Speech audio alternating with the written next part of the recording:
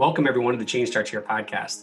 I'm your host, Dustin Odham, and this week's guest is Dr. Daniel Amen, who is a world-renowned psychiatrist, has authored or co-authored 80 professional articles in 40 books, including the New York Times mega bestseller, Change Your Brain, Change Your Life.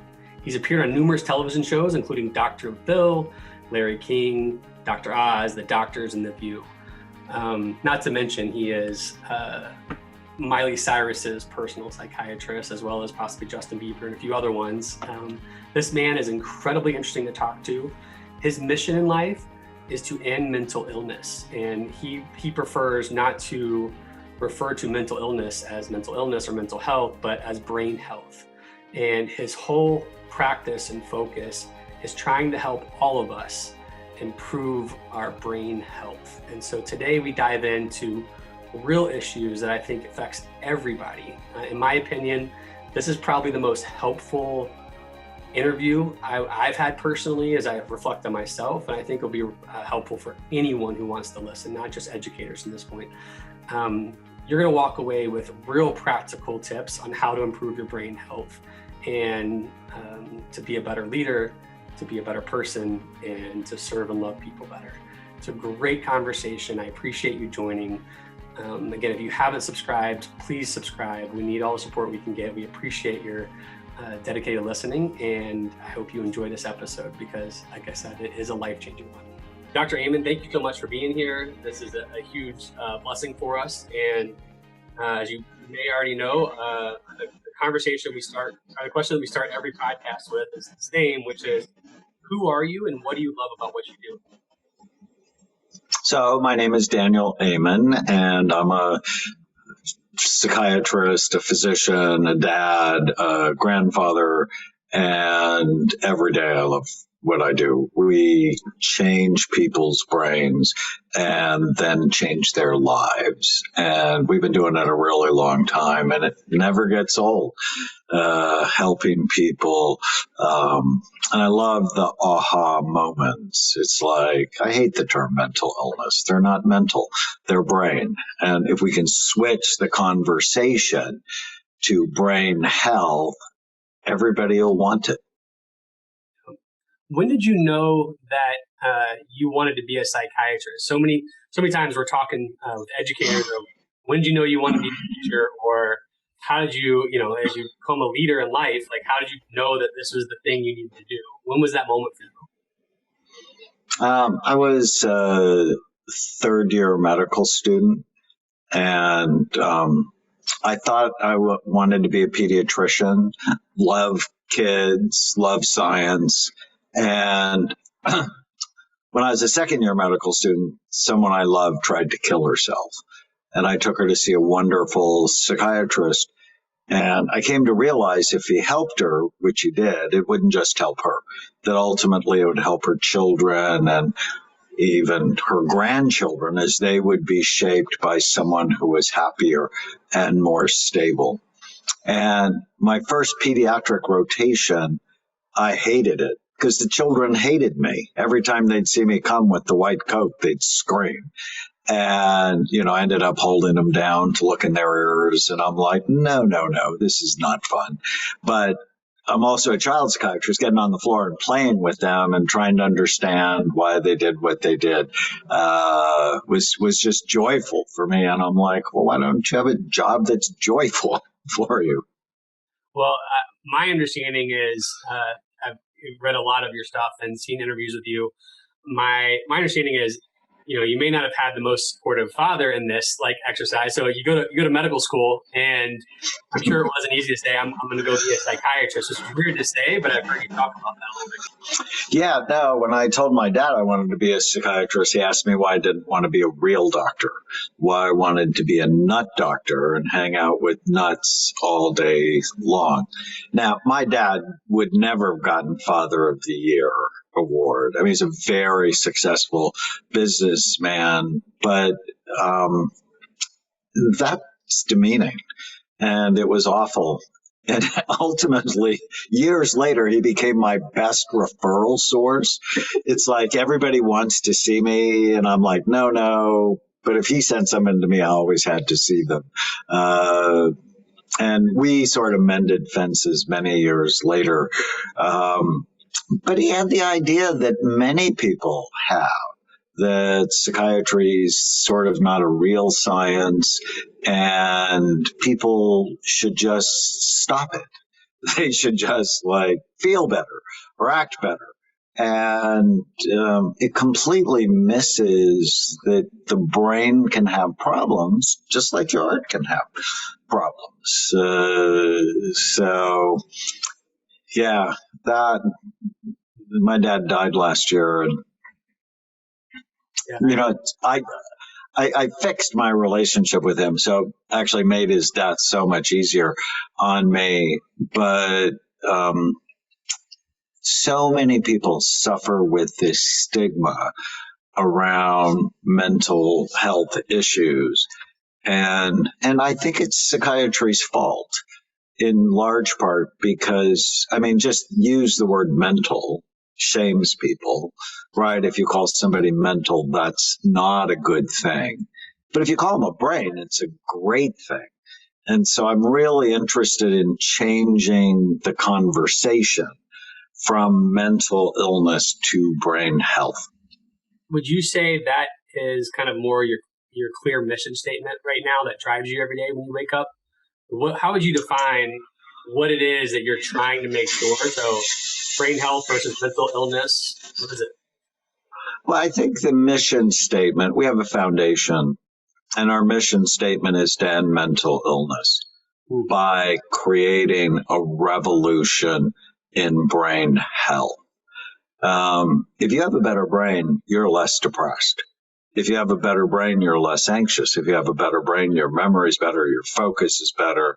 So much of what psychiatry does that they try to fix with medication could be fixed by having people fall in love and then optimizing the physical functioning of the brain. So to put it in a sentence, I know Franklin Covey's great at this. Right? We enable greatness. What a great mission statement. I always remember that. But we want to end mental illness. And the only way that's going to be possible is if we create a revolution in brain health. So I've heard you talk about the importance of loving your brain. And I can't imagine there's many people who don't really love their brain. I have it. I know it's there. What do you mean by we need to love our brain more? I've heard you say you're not really loving our brain. I'm curious about that. No, most people completely ignore it, or they hurt it.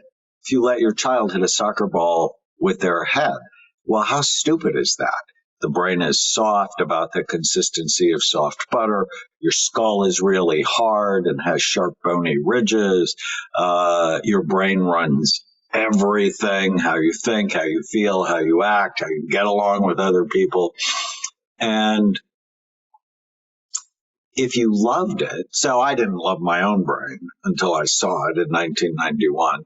I'm a double board certified psychiatrist. I'm a physician. I was the top neuroscience student in medical school, and I didn't care at all about my own brain. I didn't think about how much I slept, the food I ate, the air I breathed, the water I drank. I just didn't think about any of it. And then when I saw my brain, we at Amen Clinics, we do a study called SPECT that looks at blood flow and activity. And I'm like, my brain was way older than I was. And I was horrified. The week before, I'd scanned my mom's brain. She was 60 at the time, and she had a stunningly beautiful brain. And I was 37, and my brain looked older. And I'm like, I developed a concept I called brain envy. I wanted her brain. But when you see your brain, you fall in love with it. I have one patient, Doug, who was a mixed martial artist and was raised actually in Normal, Illinois, which is always a fun place to be from. And his brain was just totally toxic because of the pesticides he grew up on the farm where he grew up. And when he saw his brain, scan, he said it was like seeing one of his children for the first time. And he knew he would never again do anything to hurt it. And I love that because that's the first step in getting well, is realize this 3 pounds of fat between your ears controls everything. And when it works right, you work right. And when it's troubled for whatever reason, you have trouble in your life. I know you've been, you and a few of your colleagues have been on the front lines of trying to get the brain imaging out there as a normal practice. How close are we to that being something we can see everywhere? I live in St. Louis, Missouri, not too far from Normal, Illinois. How far off does that be from being a normal practice? Well, we have 10 clinics around the country, and just this year, the Canadian Association of Nuclear Medicine came out with new procedure guidelines on SPECT, basically as if I wrote them. And actually, of the 10 authors of the guidelines, 5 of them had been my students. So I think, it's still probably 10, 15 years away before you go see a psychiatrist and they go, oh, well, I have to know what your brain looks like before I start drugging it. But we're a lot closer than we were even a couple of years ago.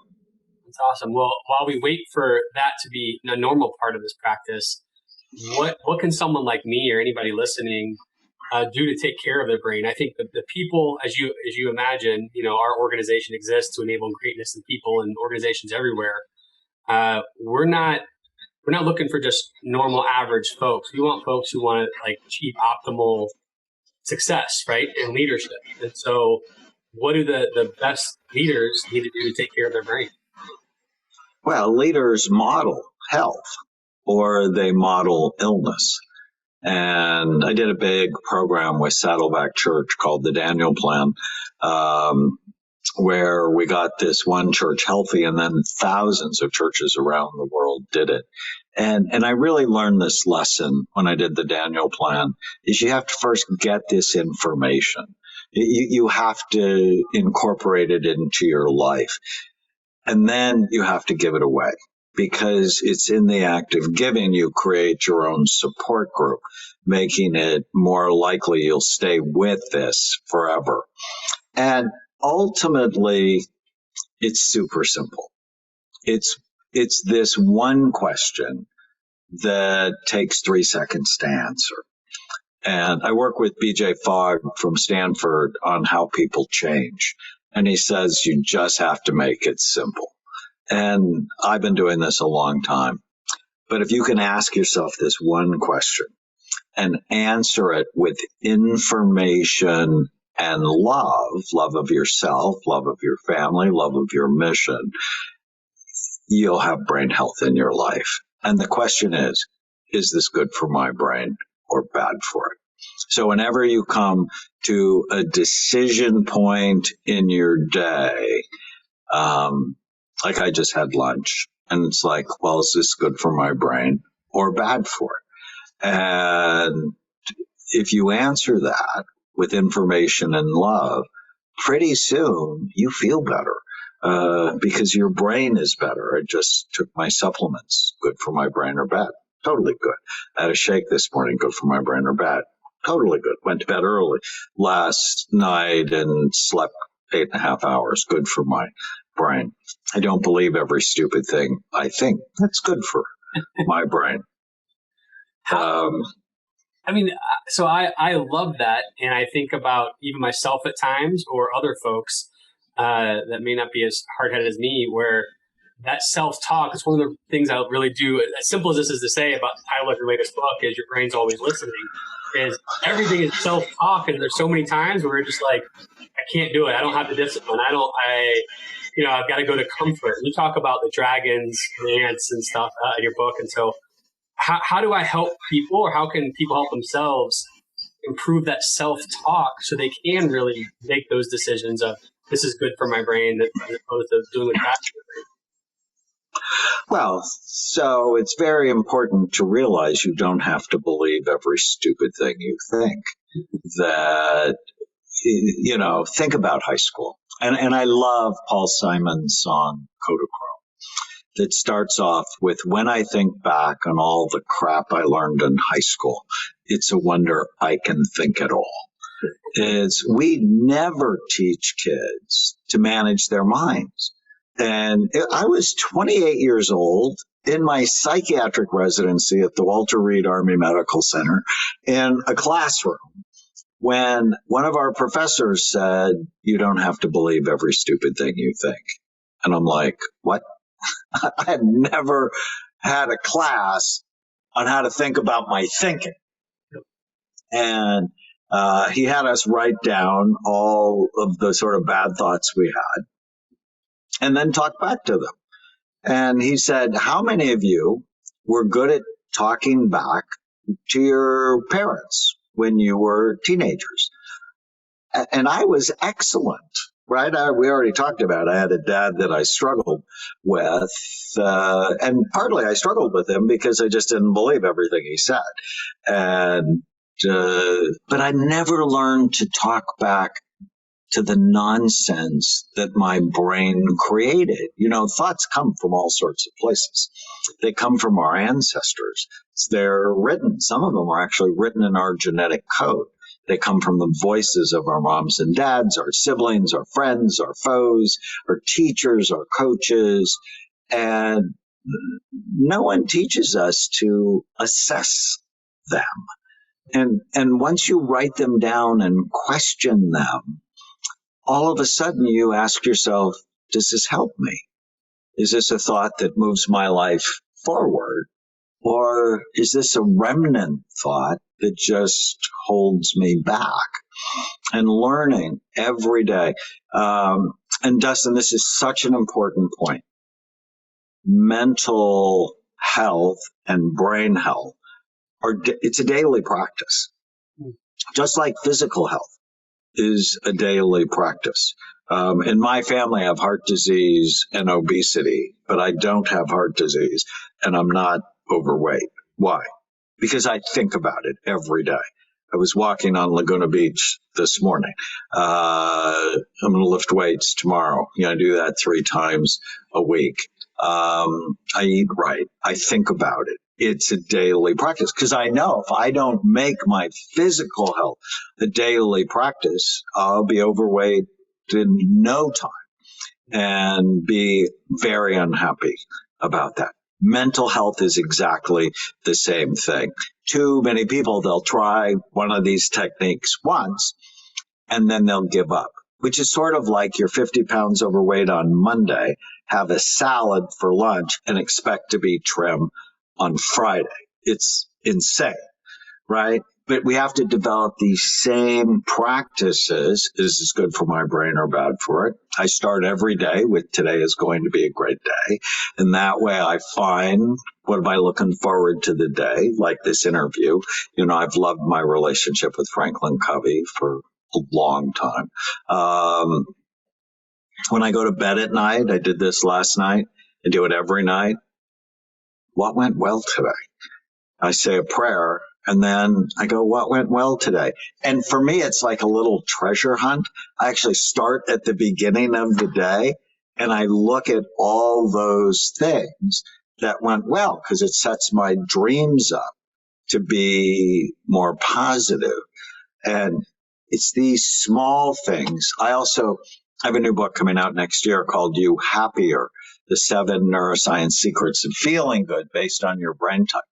And one of the fun exercises in the book is find the micro moments of happiness for you and write them down and keep a list so that you begin to appreciate the micro moments. I mean, yes, celebrate the macro moments, but they're sort of few and far between, where every day there are dozens of micro moments. From my granddaughter this morning went to school dressed up as a superhero for Halloween, and I got a picture, and it's like this little squirt of dopamine that makes me so happy. So if you learn to pay attention to what's right, rather than just what's wrong, you're going to feel so much better. It'd have been really helpful if we talked yesterday. So yesterday, not that this show's about me in any way, but I had a really tough professional conversation with somebody who worked with me, and it was really tough and something I was not looking forward to and dreaded. But I had a coffee with a person that I've worked with for 9 years, who I haven't seen in a year or so because of COVID and everything. And that was the best thing. But when I went to bed, I'll let you guess what I was focused on. And so I didn't sleep very well versus like, as you were talking, I'm like, I had so much joy in that coffee moment. If I would just teach myself to meditate on that, I could start seeing all the amazing other things that are happening in my life every day. 3 weeks. It'll make a dramatic change in your level of happiness. 3 weeks. Every night, write down or meditate on what went well today. All of us have crap that happens every day. And if you focus on that, you feel like crap. I learned this early on as a psychiatrist, is in like 5 minutes, I could make anybody cry. Just by the questions I asked them, just by how I got them to think. If I got them to think about the loved ones they've lost, or the times they've been embarrassed, or the times they perhaps had failed. Like I played in an all-star baseball game, and I think I made 3 errors one day. Or it was a bad day. If I think about that, I'm going to feel less competent, miserable, actually. But I could also take that same person and make them smile, or make them laugh, or help them be happy just by the questions I ask. When did you feel most loved, most loving, most competent? One great exercise is write down 20 of the happiest moments of your life. Write them down so that when you're having a hard day, you can go to them. I actually have a fun exercise. I like to teach about memory, because the brain works through association. And so take those 20 memories and anchor them to a certain place in your house. So whenever I walk up to my front door, I see myself with my wife the day we got married. And actually the night before, we were practicing our wedding dance, and I almost dropped her. And I just see me almost dropping her, but it was fun. It was loving. We're laughing about it. Thank God I didn't drop her. But every time I walk by the front door, I have a happy memory. And when I walk into the living room, there's another happy memory. If I walk into the kitchen, I see my grandfather, who was a candy maker, making fudge. Now, I've changed it to healthy fudge. But you can do this.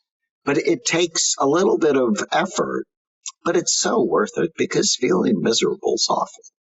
Well, by the way, if anybody's listening, they don't follow you either on TikTok or Twitter or Instagram.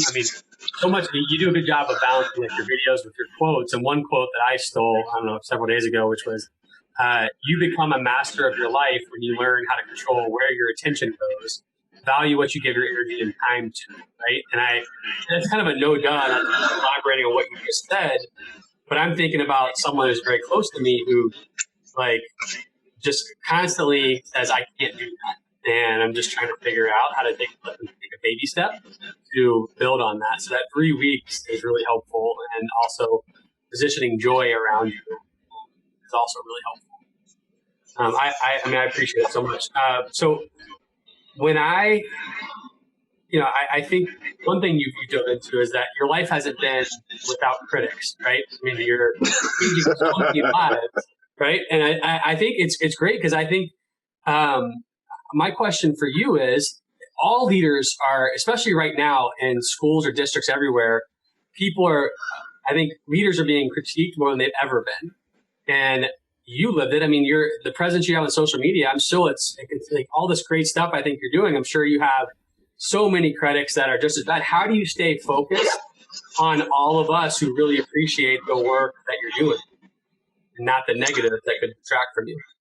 Well, I am the second son in a Lebanese family and got beaten up a lot when I was little. So I figured out how to make my older brother my friend. And so I've sort of been in the arena for a long time. And I have 5 sisters, so I'm used to critics. When I became a psychiatrist, I realized everything I did as a psychiatrist was controversial. If I gave people medicine, there were a whole bunch of people who just hated that idea. If I didn't give them medicine, there was another group of people who hated that idea. When I was a younger psychiatrist, I did a lot of hypnosis, and some people just would be so hurtful, critical about that. They thought you were opening their mind to the devil, which was just insanity. And then when I started imaging, my fellow colleagues lost their minds. And no, you can't. And I'm just like, that was the hardest part, because what's the definition of hell? It's separation from God. Or hell on earth is separation from your family or from your colleagues. And all of a sudden I'm doing something that's wildly different, right? Most psychiatrists make diagnoses based on symptom clusters with no biological data. And pretty soon I realized, well, that was stupid, right? I mean, why don't psychiatrists act like cardiologists, right? Would a cardiologist ever make a diagnosis of chest pain? No, but they would look for the underlying causes of chest pain, right? I mean, they'd study the heart in so many different ways. It's like, well, why am I different? And so when they lost their minds, I got anxious.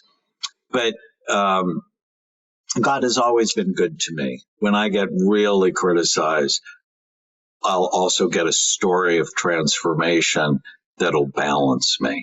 And so in 1995, when it was sort of at its worst, my 9-year-old nephew attacks a little girl on the baseball field for no reason.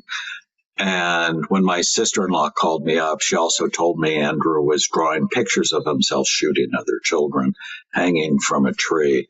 And I'd done enough scans to realize I think he had something the wrong matter with his left temporal lobe. I scanned him. It turned out he had a cyst the size of a golf ball. When the neurosurgeon drained the cyst, his behavior went back to normal. And it was really that moment. I completely lost my anxiety, and I was ready to go to war, because my work helped somebody who I loved. And I'm like, it's just not okay to call these kids bad. You have to ask why.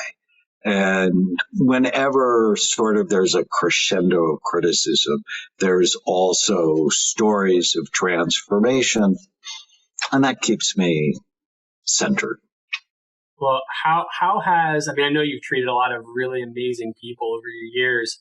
One that obviously you talked about recently is treating Miley Cyrus. How has that information coming out helped you and others in your work share this gift with more people? Has it exponentiated to spread the word? I'm curious. It makes me cool with my kids. We recently adopted our 2 nieces, 11 and 16. And, I love Miley. I've been Miley's doctor for, goodness, 11 years now. And I adore her. And when she went public on Joe Rogan, it just, I don't know. And I talk to her, I always go, help me make brain health cool. Yeah. Because, people like Miley or Justin Bieber, they're such purposeful people. I mean, they're really wonderful human beings, and they understand my work and how important it is, but how we also have to translate it to a new generation. So I got to scan Logan Paul. That was fun. He came into my office and we filmed this, and he goes, I want to know why I'm an asshole. And I'm like, that's so insightful. And it turned out he had a head injury when he was in seventh grade on a trampoline. So we're doing a series on Instagram called Scan My Brain. And, doing these young influencers, it's just so helpful to try to bring this message of it's not mental health, it's brain health to a new generation of people. One thing I'll say, I have my best friend's little sister is really close with Michael Porter Jr. They grew up playing high school basketball. They grew up going to high school together. And so I got to see your show with him, both on his podcast he has, but also on your side. And I thought that was really interesting. As a former athlete, that really gets me interested in, I want to know what's happened to me and really understand it that way. So I do think it's interesting that you're going to Logan Paul. You've got Miley, you've got, Michael Porter Jr. and a number of other folks. Like, I do think that's going to start out. Part of, again, I want as many people as possible to dive into your work because it's been so helpful to me. When you're taking these images, one of the things I really appreciated about your book, I think it's about the 12 steps part of your book, where you're kind of breaking down a few different buckets of the types of brain. Does that make sense? Like, where it's like, I think it's like 4 types. Can you kind of elaborate on that so I don't completely slaughter it while I'm trying to talk to you about this? Well, too often people think a one-size-fits-all treatment works, right, whether it's for anxiety or depression or obesity or addiction. And our imaging work taught us it's like everybody sort of has a different brain. And there are 5 major types. And when you put the combinations together, there are actually 16 types. And people can find out their type at brainhealthassessment.com. And there are people have balanced brains and that's sort of the goal over time, is to get them to be balanced. There are other people that are spontaneous, sort of my ADD group, but they're very creative. There's my persistent group. They like things a certain way, or they get upset. Tends to be my doctor group and my accountant group. There's the sensitive group where their emotional brain works pretty hard. They make great therapists, but hated the pandemic because isolation makes them depressed. And then there's the cautious group. Their anxiety centers work too hard. And knowing your type helps you target the treatment. So if you're overweight and you're an impulsive overeater, you actually do really well on a ketogenic diet or a paleo diet, higher protein, lower simple carbohydrate diet. Give that to a persistent person, it'll make them mean. And I was on Rachel Ray and we were talking about this, and she was the persistent brain type. She said, I went on a low carb diet and I became so mean. I wondered why my husband didn't leave me. I mean, think about just the wrong diet for the wrong brain can cause people to get divorced. We really should be putting the brain in the middle of this. Well, that was the part that was intriguing to me was when you were breaking down the brains themselves. My wife and I are, very different people, and we're similar but very different in our brains. We can see quickly how, let's say caffeine. I forget what brain it was tied to, but caffeine makes my brain feel alive. I probably had too much of it, as you can sense right now, but I don't know if it's actually good for me and my brain, right? I do it because I feel like it wakes me up, but that may not be the optimal thing to do. Do you have any thoughts on that?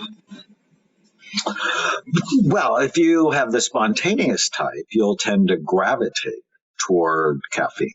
Right. And ultimately, it's not really great for you because it constricts blood flow to the brain. So there are lots of sort of alternatives. I like rhodiola and ashwagandha and ginseng, ginkgo, because they can help boost energy and blood flow without the problems of caffeine. We make something at BrainMD called Brain Boost on the Go. I love it so much. It's got B6, B12, folate, stimulating B vitamins, and theanine, which sort of helps calm you and focus you. So there are alternatives. And when you know your type, we'll also go, well, what supplements tend to be helpful for these types based on my experience? Well, again, if people are listening, they have not read your latest book, Your Brain is Always Listening, I can't encourage them enough to do it. Before we let you go, because I know you've got a hard stop coming up, I want to dive into a few quick questions. One of the questions we're asking every guest this season is, what are the habits or disciplines that you have in your life on a daily basis that you think are making so much the difference in your life to be a better leader and servant of others? So I have a huddle with myself every day. I have very clear goals, and I have them in 4 big circles. I have biological goals, so physical goals for my physical health and my brain.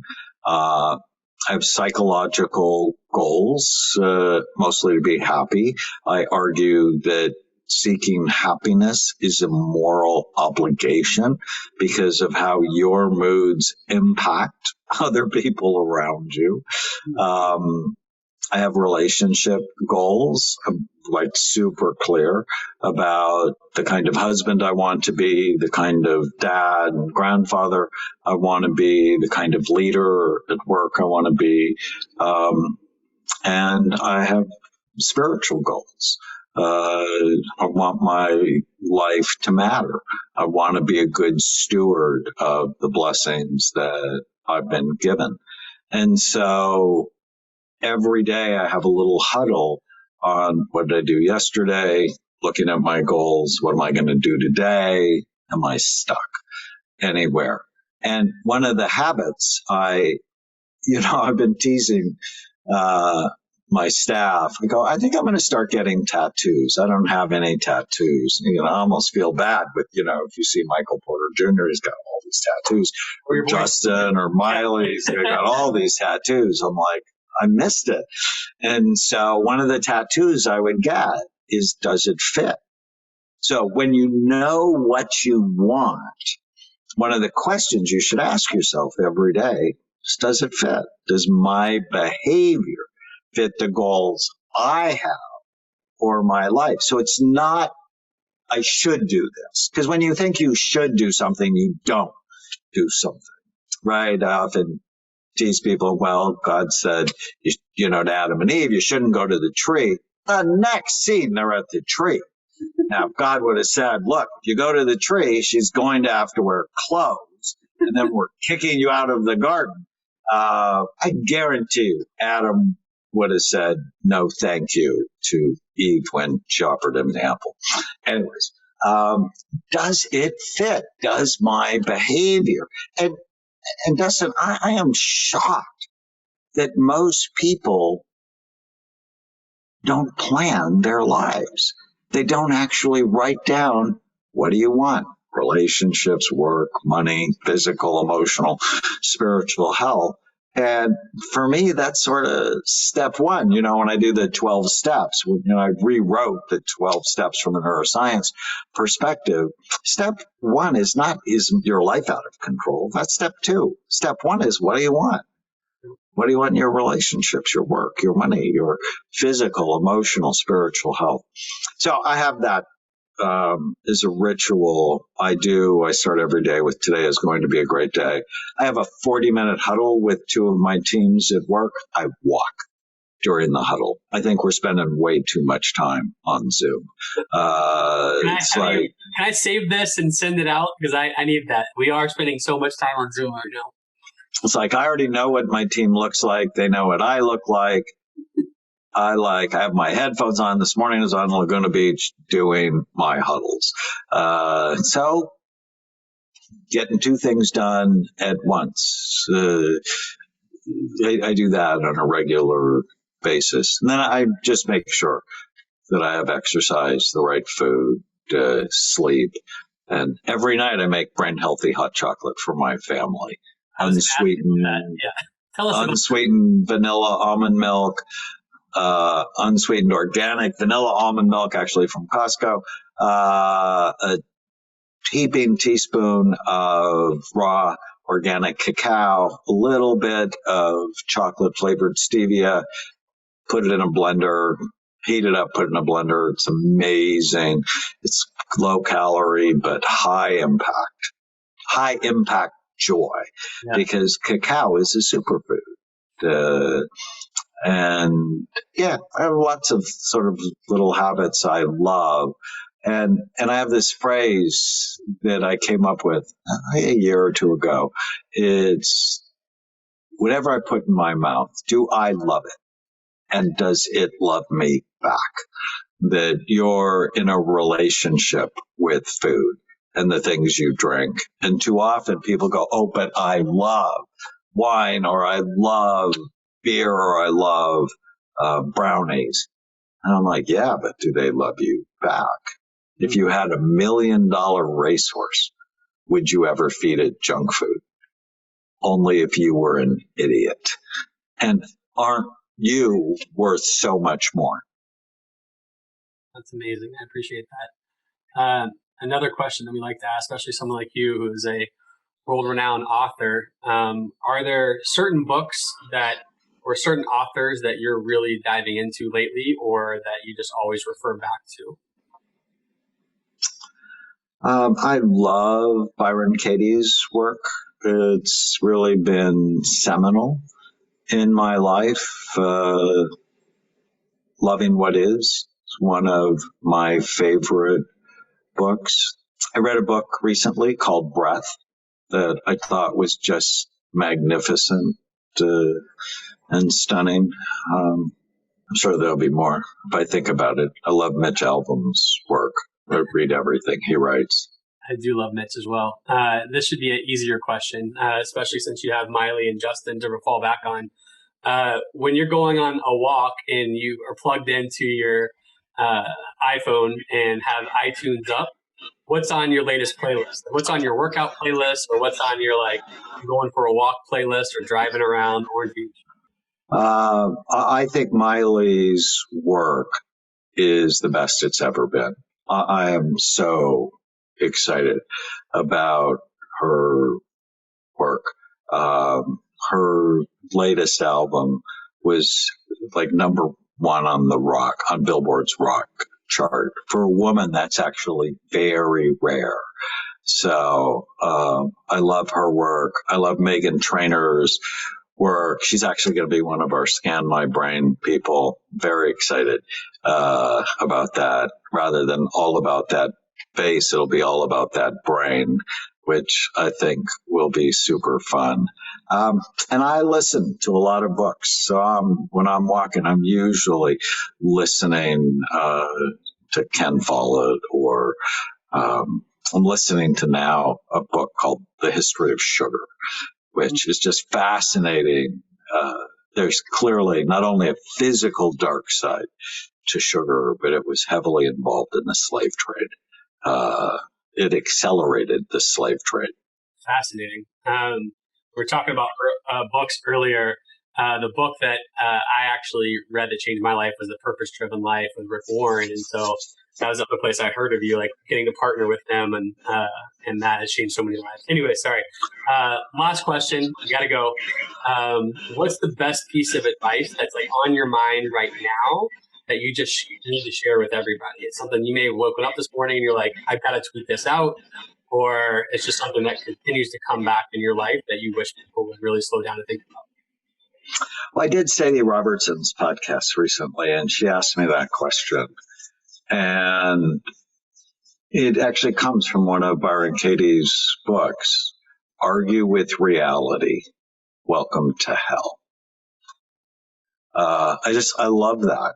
It's, it's sort of like John 8:32, know the truth, and the truth will set you free. There's a little phrase that I use. So around the house with my nieces, they grew up in serious craziness. And, one of my missions in life is to end mental illness in them and their babies. And so I often say something and they'll respond.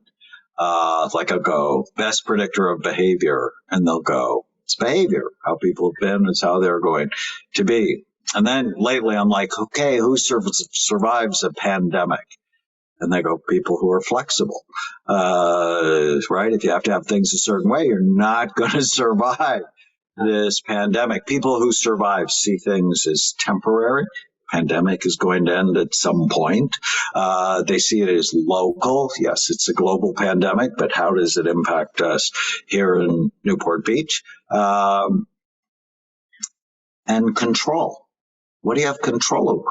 I can wash my hands. I can not socially distance. I hate that term. Physically distance. I can take vitamin D. I can strengthen my own immune system.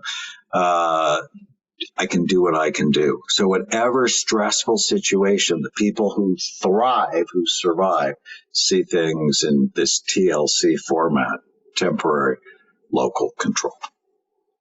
That's great. I appreciate you. Before we go again, where's the place that our listeners can go take the brain quiz so they can start diving into this? brainhealthassessment.com. And they also get a brain health score. It's really cool. We've had 5 million people take it. They can follow me on TikTok at Doc Amen, DOCAMEN, or on Instagram. And the new book, Your Brain is Always Listening. You can get it anywhere great books are sold. Yeah, and it is wonderful. I know that you probably hear that plenty, but for me personally, it's doing wonders. And for folks that are close to me or diving in it with me, it's going to do wonders. And so I can't thank you enough for making time for us. This has been amazing. I appreciate you, and I wish you nothing but the best in your mission to change the perception of mental health and make it all about brain health. Thanks, Dustin. What a joy. Thank you for coming prepared and passionate. It makes my life so much better. Oh, have a blessed day. This was awesome. Thank you.